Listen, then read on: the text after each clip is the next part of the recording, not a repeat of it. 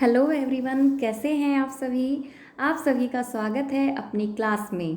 ठीक है बेटा, देखो आज हम क्या करेंगे, आईजीयू द्वारा निर्धारित जो 5th सेमेस्टर है उसका हम अध्ययन करेंगे। 5th सेमेस्टर जो है उसकी बुक का नाम है तुलनात्मक राजनीति। आईजीयू ने जो निर्धारित कर रखा है उस सिलेबस के अकॉर्डिंग हम शुरुआत करते हैं तुलनात्मक राजनीति से। और हमारा जो फर्स्ट चैप्टर है वो भी है तुलनात्मक राजनीति, परिभाषा और क्षेत्र का।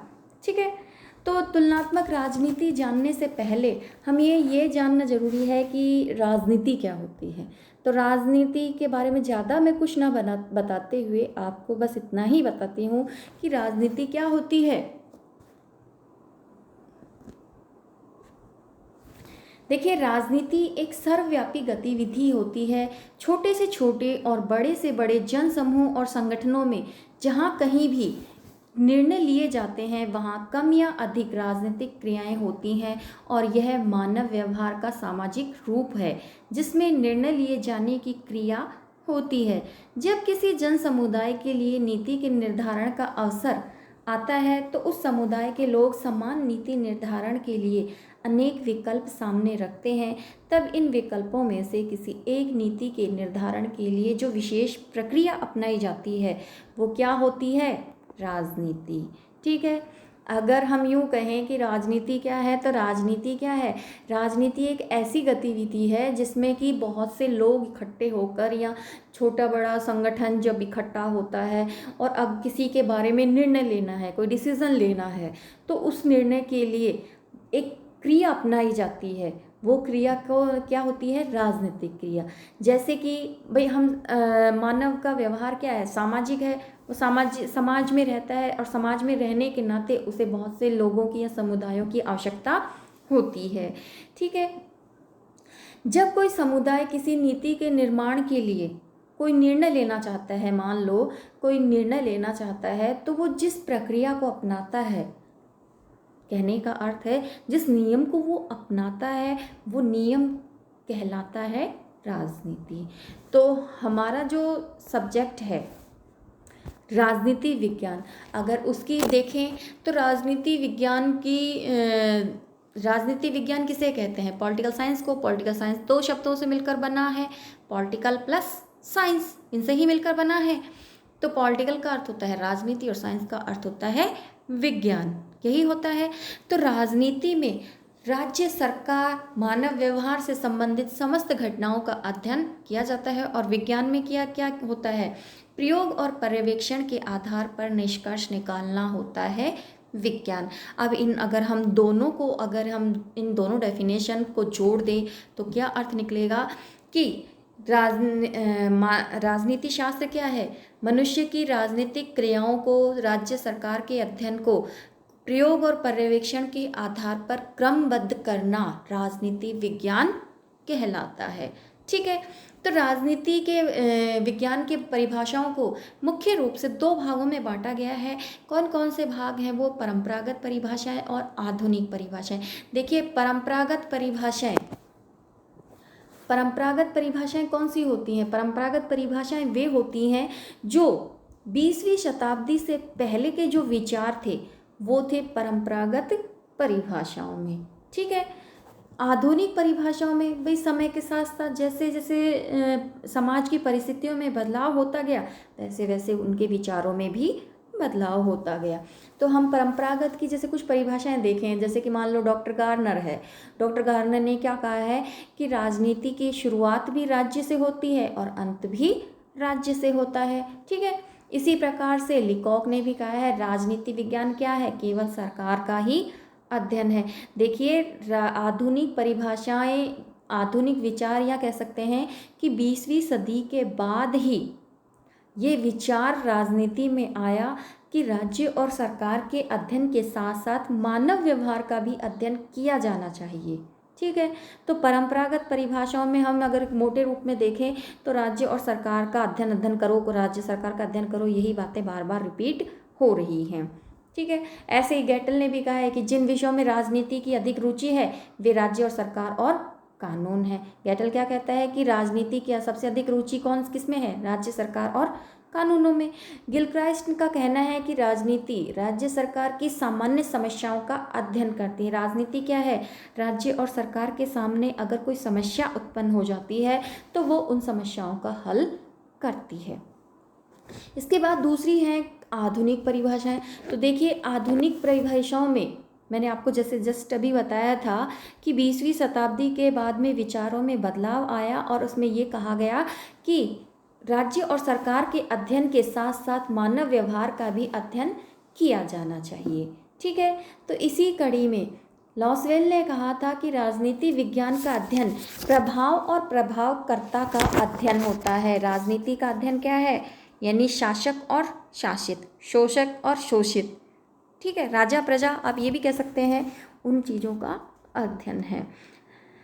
लासवेल और कैप्लन ने भी कहा है कि एक आधुनिक खोज के रूप में राजनीति शास्त्र शक्ति के निर्धारण और सहभागी का अध्ययन है।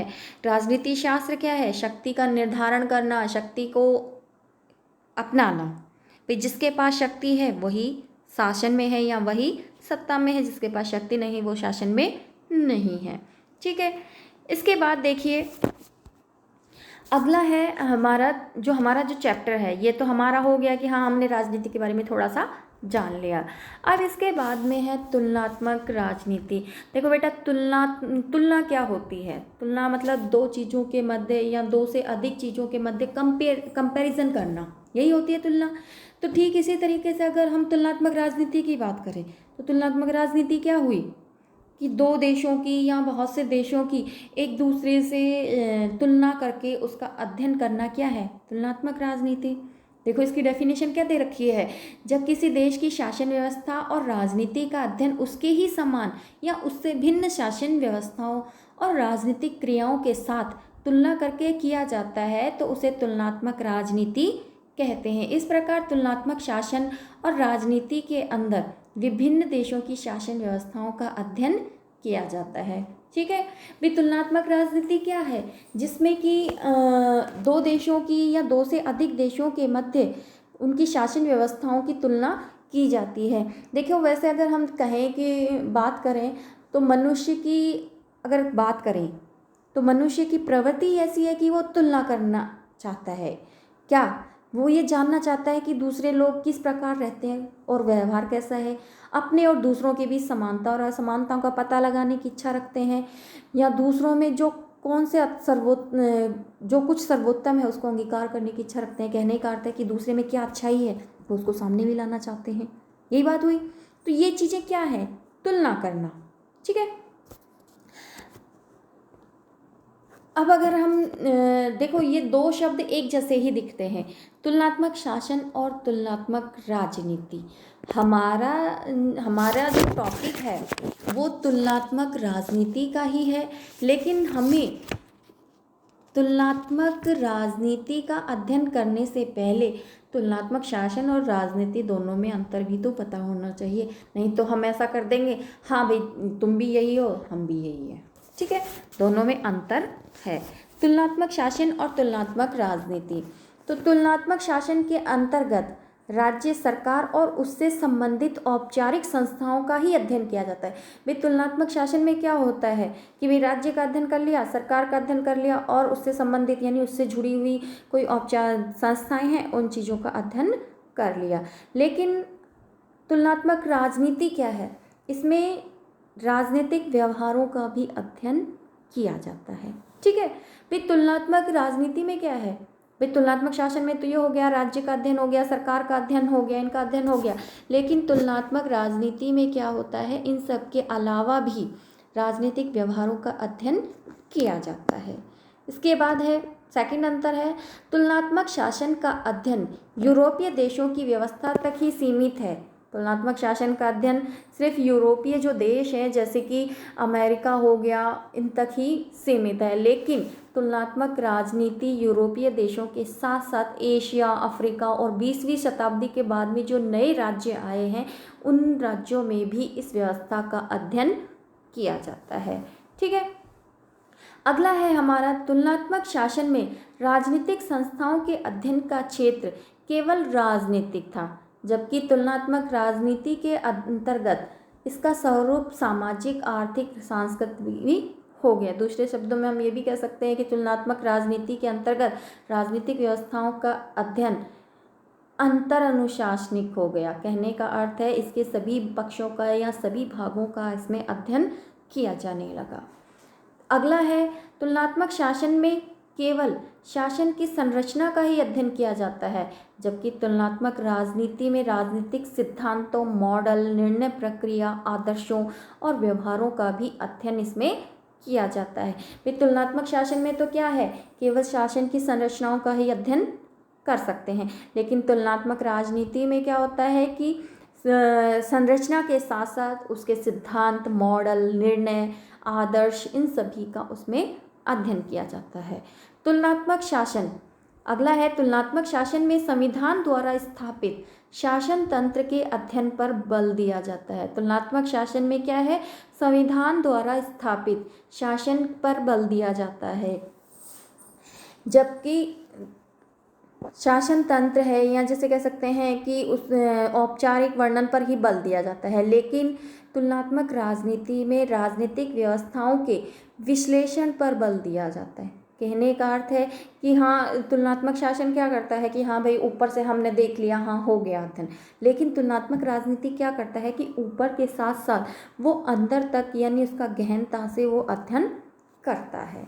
ठीक है, तो तुलनात्मक शासन और तुलनात्मक राजनीति के अंतर से ये बात पता चलती है कि तुलनात्मक राजनीति का क्षेत्र तुलनात्मक शासन की अपेक्षा काफ़ी बड़ा है।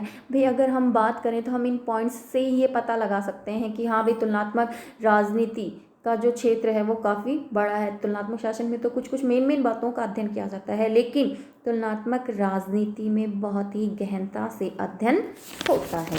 ठीक है, इसके बाद में है तुलनात्मक राजनीति की विशेषताएं। देखिए, तुलनात्मक राजनीति की कुछ विशेषताएं जो बताई गई हैं वो कौन सी विशेषताएं हैं। हमने इसकी परिभाषाओं का अध्ययन कर लिया, इन दोनों के मध्य अंतर कर लिया, इसके बाद में इसकी कुछ विशेषताएं निकल कर सामने आई हैं। वो कौन सी हैं?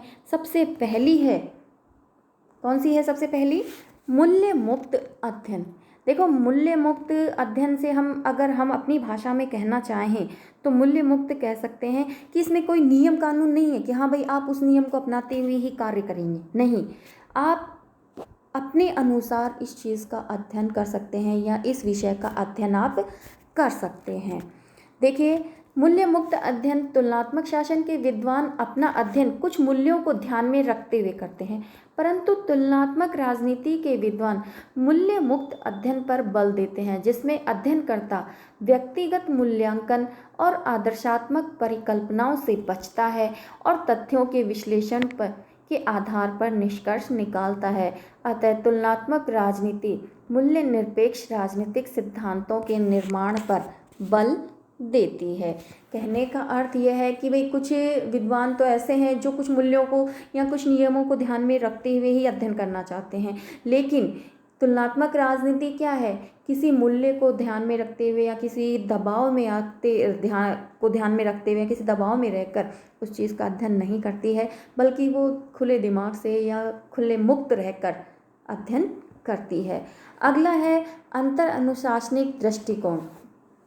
देखिए, तुलनात्मक राजनीति क्या है, एक अंतर अनुशासनात्मक धारणा है जिसके विद्वान अधिक से अधिक उन उपकरणों या शास्त्रीय अवधारणाओं का प्रयोग करते हैं जो वे समाजशास्त्र, मनोविज्ञान, जीव विज्ञान आदि से ग्रहण करते हैं। इन विद्वानों का विचार है कि राजनीतिक गतिविधि या राजनीतिक प्रक्रिया किसी सामाजिक अवस्था में ही संभव है। अतः तुलनात्मक राजनीति में अंतर अनुशासनीय अध्ययन पर बल दिया जाता है। कहने का अर्थ ये है कि राजनीति के जो विचारक हैं, तुलनात्मक राजनीति के जो दार्शनिक हैं, विचारक हैं, उनका ये मानना है कि हम एक ही चीज़ को पकड़कर उसका अध्ययन कंप्लीट नहीं कर सकते हैं, बल्कि हमें उसके सभी पहलुओं को ध्यान में रखते हुए उसका अध्ययन किया जाना चाहिए। भाई मान लो अगर हम अर्थशास्त्र से कुछ ले रहे हैं, साइकोलॉजी से कुछ ले रहे हैं, बायोलॉजी से कुछ ले रहे हैं, सोशियोलॉजी से कुछ ले रहे हैं, तो हमारा वो अध्ययन संपूर्ण माना जाएगा। ठीक है, तीसरी है वैज्ञानिक और व्यवस्थित अध्ययन। तुलनात्मक राजनीति में वैज्ञानिक और व्यवस्थित अध्ययन को अपनाया गया है क्योंकि इसमें कार्य कारण क्रिया प्रतिक्रिया का संबंध स्थापित करने की कोशिश की जाती है। बेटा कार्य और कारण आपको पता होगा कि भाई हाँ कोई कार्य हुआ है, वो किसी वजह से ही हुआ होगा, तो वो क्या होगा, कार्य कारण संबंध। क्रिया प्रतिक्रिया, भाई उस काम को करने से ये नुकसान हुआ या उसका ये प्रभाव हुआ, तो वो हो गई क्रिया प्रतिक्रिया। ठीक है, तो तुलनात्मक राजनीति की जो विशेषता बताई गई है वो क्या है कि इसमें वैज्ञानिक और व्यवस्थित अध्ययन किया जाता है। यानी कहने का अर्थ है कि इसमें कार्य कारण और क्रिया प्रतिक्रिया का संबंध स्थापित करने की कोशिश की जाती है। इस दृष्टिकोण में कुछ परिकल्पनाएं करके राजनीतिक व्यवस्थाओं का विश्लेषण किया जाता है और सामान्य नियमों का प्रयोग करके परिकल्पनाओं की सच्चाई को आंका जाता है और तब निष्कर्ष निकाले जाते हैं। ठीक है, मान लो हम कोई कल्पना कर रहे हैं कि हाँ भाई ये कार्य हमने कर दिया तो उसके बाद में ये परिणाम हुआ, या इस कार्य को करने से ये नुकसान हुआ, तो उस चीज़ की हमने पहले से क्या करी है, कल्पना करी है। ठीक है, ताकि अगला है व्यवस्थामूलक दृष्टिकोण। व्यवस्थामूलक दृष्टिकोण तुलनात्मक राजनीति में संविधान के अध्ययन की अपेक्षा राजनीतिक व्यवस्था के अध्ययन को अधिक महत्वपूर्ण माना जाता है और उसी के आधार पर राजनीतिक प्रतिक्रियाओं और संस्थाओं का तुलनात्मक अध्ययन किया जाता है। परीक्षणों के आधार पर यह सिद्ध हो चुका है कि किसी भी राजनीतिक व्यवस्था के मूल में 3 शक्तियां कार्य करती हैं: राज्य सत्ता, शक्ति का एकाधिकार, शक्ति तंत्र। इन तीनों शक्तियों के आधार पर ही किसी राजनीतिक व्यवस्था का औचित्य और अनुचित्य सिद्ध किया जा सकता है। इनके आधार पर ही विद्वानों ने राजनीतिक व्यवस्थाओं को अनेक श्रेणियों में बांटा है। बेटा हम ये भी कह सकते हैं कि तुलनात्मक राजनीति में संविधान के अध्ययन की अपेक्षा किस बात पर बल ज़्यादा दिया जाता है कि जो अध्ययन हमने कर रहे हैं, जो अध्ययन किया जा रहा है वो व्यवस्थित हो या क्रमबद्ध हो। जैसे कि हम मान लो सीढ़ियाँ चढ़ रहे हैं, तो ऐसा तो है नहीं कि हमने पहली सीढ़ी से सीधे 10वीं सीढ़ी पे या 5वीं सीढ़ी पे जंप मार दिया हो। नहीं, हमें अगर 5वीं सीढ़ी पर पहुंचना है तो हमें दूसरी, तीसरी, चौथी कंप्लीट करनी होगी, तभी हम 5वीं पर पहुंचते हैं। तो इसमें भी यही बात कही गई है कि अगर तुलनात्मक राजनीति का अध्ययन किया जाना है तो उसके लिए ज़रूरी है कि वो अध्ययन व्यवस्थित हो। इसके बाद अगला है विश्लेषणात्मक और व्याख्यात्मक अध्ययन। देखो अगली जो बात इसमें कही गई है, राजनीतिक संस्थाओं की सही प्रकृति तभी समझी जा सकती है जब हम उसको गहनता से अध्ययन करते हैं। भाई हमने कोई पॉइंट पढ़ लिया, ठीक है, तो क्या हम उस बात को समझ गए कि हाँ भाई ये बात कह रहा है? नहीं समझ सकते हैं। हम उस पॉइंट को तभी समझ सकते हैं जब हम उसके भी अंदर का मैटर या उसके बारे में थोड़ी डिटेल जानेंगे। यही बात है। तो यहाँ भी यही कह रहा है कि केवल विवरणों से राजनीतिक संस्थाओं की सही प्रकृति नहीं समझी जा सकती और न ही राजनीतिक संस्थाओं का हल किया जा सकता है। इसलिए राजनीतिक समस्याओं का अध्ययन समाधानात्मक, व्याख्यात्मक और विश्लेषणात्मक ढंग से किया जाना चाहिए। आधुनिक दृष्टिकोण में परिकल्पनाएं की जाती हैं, परीक्षण किए जाते हैं और आंकड़ों को एकत्रित किया जाता है। विश्लेषणात्मक पद्धति से परिकल्पनाओं की जांच की जाती है और जांच के आधार पर उन परिकल्पनाओं का धारण, संशोधन या खंडन किया जाता है। देखो विश्लेषणात्मक क्या होती है, विश्लेषणात्मक कह दो या व्याख्यात्मक कह दो। मान लो हमारे पास कोई समस्या है तो हम उस समस्या को तब तक सॉल्व नहीं कर सकते हैं जब तक हम उसका गहनता से या उसको अच्छे से उसका अध्ययन नहीं कर लेते हैं, यानी उसकी व्याख्या करके या उसको पूरे डिटेल से हम जब तक नहीं समझ लेते हैं हम उस समस्या का समाधान नहीं कर सकते हैं। तो इसमें भी यही कहा गया है कि तुलनात्मक राजनीति की जो मुख्य विशेषता है वो क्या है कि ये व्याख्यात्मक तरीके से अध्ययन करती है। ठीक है, इसके बाद में अगला है विकासशील देशों का अध्ययन। देखिए आधुनिक तुलनात्मक राजनीति में केवल पश्चिमी देशों का ही अध्ययन नहीं किया जाता है बल्कि एशिया, अमेरिका जैसे विकासशील देशों का भी अध्ययन किया जाता है। परंतु विकासशील देशों में तुलनात्मक अध्ययन की स्थिति ठीक नहीं है, जिस कारण से इन देशों की राजनीति का अध्ययन प्राय विदेशी और विकासशील देशों के विद्वानों द्वारा ही किया जा सकता है। कहने का अर्थ है कि आधुनिक जो अगर राजनीति का अध्ययन करना है, तुलनात्मक राजनीति का अध्ययन करना है, तो उसमें विकासशील देशों की राजनीति का अध्ययन किया जाता है, लेकिन ऐसा भी उनकी स्थिति इतनी अच्छी नहीं है, इसलिए जो विकासशील देश हैं या विदेशी हैं वही इनका प्रयोग करते हैं। कहने का अर्थ यह है कि तुलनात्मक राजनीति में विकासशील देशों का अध्ययन किया जाता है। इसके बाद है व्यवहारवादी अध्ययन संबंधी दृष्टिकोण। तुलनात्मक राजनीति के आधुनिक जो विचार हैं वो है व्यवहारवादी दृष्टिकोण, जिसके अनुसार राजनीतिक संस्थाओं के अध्ययन के साथ साथ मानव स्वभाव, सामाजिक, राजनीतिक पर्यावरण का भी अध्ययन किया जाता है। व्यवहारवाद राजनीतिक तथ्यों की व्याख्या और विश्लेषण का विशेष ढंग है। कहने का अर्थ यह है कि जो हमारा जो 7वां पॉइंट है व्यवहारवादी अध्ययन संबंधी दृष्टिकोण। देखिए, व्यवहारवादी अध्ययन क्या होता है कि संस्थाओं के अध्ययन के साथ साथ या राज्य सरकार के अध्ययन के साथ साथ वहाँ के मानव व्यवहार के अध्ययन पर भी बल दिया जाए।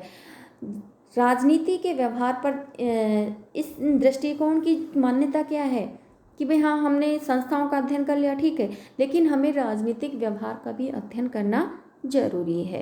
राजनीतिक व्यवहार के अध्ययन से ही आधुनिक उपागम राजनीति और उसकी संरचनाओं, प्रक्रियाओं के बारे में वैज्ञानिक व्याख्याएं प्रस्तुत करने का प्रयास किया जा सकता है। यह राजनीतिक अध्ययन को मूल्य मुक्त बनाता है और इसके वैज्ञानिक अध्ययन पर बल देता है। ठीक है, लास्ट जो हमारा है वो है संरचनात्मक और कार्यात्मक दृष्टिकोण। देखिए, आधुनिक दृष्टिकोण की एक महत्वपूर्ण विशेषता ये है कि यह क्या है, संरचनात्मक और कार्यात्मक है। ठीक है, आधुनिक युग में सभी विद्वान इस बात से सहमत हैं कि राजनीतिक व्यवस्थाओं और संस्थाओं की संरचना और कार्यों में बहुत घनिष्ठ संबंध होता है। दोनों एक दूसरे को प्रभावित ही नहीं करते हैं, बल्कि एक दूसरे के नियामक भी होते हैं। इस दृष्टि से आधुनिक दृष्टिकोण इस बात पर बल देता है कि तुलनात्मक राजनीति में राजनीतिक संस्थाओं का अध्ययन इन दोनों आधारों पर किया जाना चाहिए। कहने का अर्थ ये है कि अगर हम राजनीति का अध्ययन कर रहे हैं तो राजनीति का अध्ययन हमें संरचनात्मक और कार्यात्मक दृष्टिकोण के आधार पर या इन दोनों विचारधाराओं के आधार पर ही उसका अध्ययन हमें करना चाहिए। ठीक है, देखिए, किसी संगठन के मान लो या किसी संगठन या किसी प्रणाली के बारे में अगर हम संपूर्ण जानकारी लेना चाहते हैं तो वो जानकारी तब तक अधूरी मानी जाएगी जब तक कि हमें उसका स्वरूप क्या है यह नहीं जान लेते। ठीक है, देखो, तुलनात्मक राजनीति के बारे में मैंने आज की क्लास में जो आपको बताया है, प्लीज़ आप उसको ध्यान रखें और नेक्स्ट क्लास जल्दी ही होगी। तब तक के लिए गुड बाय। इसे आप तैयार कर लेंगे अच्छे से जितने आपकी नेक्स्ट क्लास शुरू हो जाएगी। बाय।